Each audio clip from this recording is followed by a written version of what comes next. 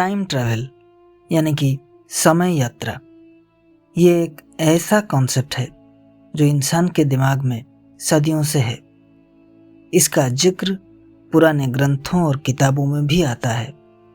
इसके ऊपर बहुत से नॉवेल्स लिखे जा चुके हैं, बहुत से मूवीज भी बन चुकी हैं। आपने back to the future, the time machine, interstellar जैसे मूवीज तो देखे होंगे, जिनमें टाइम ट्रैवलिंग को डिफरेंट तरीके से दिखाया गया है। लेकिन क्या रियलिटी में टाइम ट्रैवल पॉसिबल है?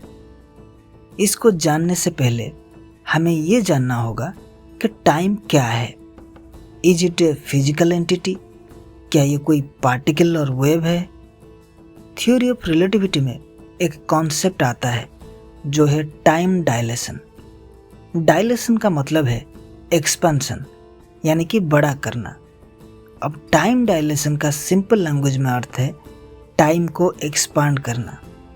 साइंटिफिक लैंग्वेज में इसको कहते हैं कि अगर कोई ऑब्जर्वर एक इनर्शियल फ्रेम में मूव कर रहा है एक क्लॉक के साथ, तो उसके क्लॉक का स्पीड दूसरे ऑब्जेक्ट जो रेस्ट में है उससे कम होगा। तो फिजिक्स में इसको इस तरह से भी कहते हैं कि टाइम स्लो हो जाएगा उस ऑब्जर्वर का। अब उसका एक एग्जाम्पल लेते हैं। इनर्शियल फ्रेम वो है जहाँ पे एक्सेलरेशन कांस्टेंट हो या फिर जीरो हो। तो हमारा जो अर्थ है वो एक इनर्शियल फ्रेम है। अब अर्थ में आप एक ऑब्जर्वर हो और आप बस से ट्रैवल कर रहे हो एक क्लॉक के साथ। आपका दोस्त बस स्टेशन में एक क्लॉक के साथ खड़ा है, तो आपका जो क्लॉक है वो आपके दोस्त के क्लॉक से स्लो चलेगा। लेकिन वहाँ ये कॉमन क्वार्ट्ज क्लॉक जो हम घर में यूज करते हैं वो यूज नहीं किया जाएगा, बल्कि एटॉमिक क्लॉक यूज किया जाएगा, जो कि इलेक्ट्रोमैग्नेटिक वेव्स के बदलाव के कारण वाइब्रेट करेगा और प्रिसाइज टाइम कैलकुलेट करेगा। तो जब ये कॉन्सेप्ट आ गया तो काफ़ी साइंस फिक्शन ऑथर्स के आइडियाज़ को और बल मिला। उन्होंने टाइम ट्रैवल को और रियलिस्टिक अप्रोच के साथ प्रेजेंट किया। आप सुपरमैन के मूवीज़ तो देखे होंगे, जहाँ पे सुपरमैन की गर्लफ्रेंड की डेथ हो जाती है तो वो गुस्से में अर्थ के चारों ओर घूमता है और टाइम को रिवर्स कर देता है।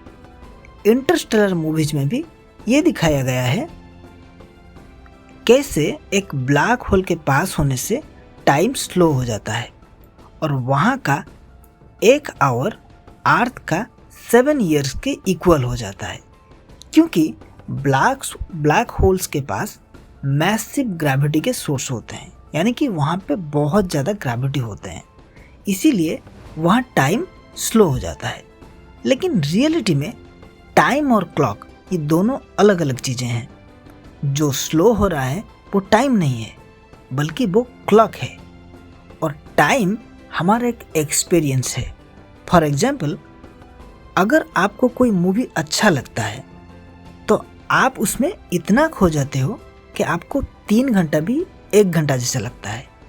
लेकिन जिसको वो मूवी पसंद नहीं है उसको 1 घंटा भी 3 घंटा जैसा लगता है। तो किसी के लिए टाइम फास्ट चल रहा है, किसी के लिए स्लो, क्योंकि ये एक एक्सपीरियंस है। इसीलिए टाइम जो है वो ऑब्जर्वर का एक एक्सपीरियंस है। लेकिन एक कॉन्शियस ऑब्जर्वर यानी कि कोई ह्यूमन बीइंग जब बहुत फास्ट मूव करेगा तो क्या टाइम स्लो हो जाएगा?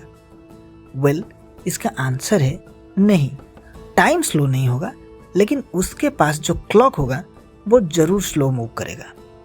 साथ ही में उसके बॉडी में भी चेंजेस आएंगे, उसके सेल्स का डिविजन्स की स्पीड में चेंजेस आएंगी, बॉडी के केमिकल रिएक्शंस में चेंजेस आएंगी, और जब फिजिकली ये चेंजेस होंगी तो ऑब्जर्वर टाइम को डिफरेंटली एक्सपीरियंस करेगा, क्योंकि बॉडी में भी एक बायोलॉजिकल क्लॉक है जो कि एनवायरनमेंट को एडॉप्ट करके चलता है। अब देखते हैं एक और सिनेरियो कि अगर हम लाइट के स्पीड से ट्रैवल करें तो क्या हम टाइम ट्रैवल कर सकते हैं? देखिए, यहाँ पे एक बात है कि कोई भी कॉन्शियस ऑब्जर्वर जो है, यानी कि ह्यूमन बीइंग्स, वो लाइट के स्पीड को अटेंड नहीं कर सकता, क्योंकि वहाँ पे बहुत ज़्यादा काइनेटिक एनर्जी होती है। तो कहने का मतलब ये है कि टाइम ट्रैवल को जिस तरह से हम मूवीज में देखते हैं वो ज़्यादातर फिक्सियस है। हाँ, ह्यूमन की एजिंग पे थोड़ा बहुत हम कंट्रोल कर सकते हैं एडवांस्ड मेडिकल साइंस के जरिए, जिससे वो कुछ दिन ज़्यादा जी सके या ज़्यादा यंग रह सके।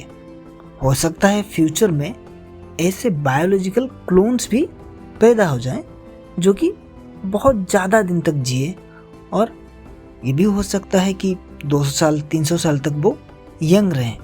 लेकिन ये जो कंसेप्ट है कि आप लाइट के स्पीड से अगर ट्रैवल करते हैं तो आप कल में पहुंच जाएंगे, यानी कि जो पास्ट है वहाँ पहुंच जाएंगे या फिर फ्यूचर है वहाँ पहुंच जाएंगे, ये काल्पनिक है, क्योंकि ऐसा तो होने वाला नहीं है।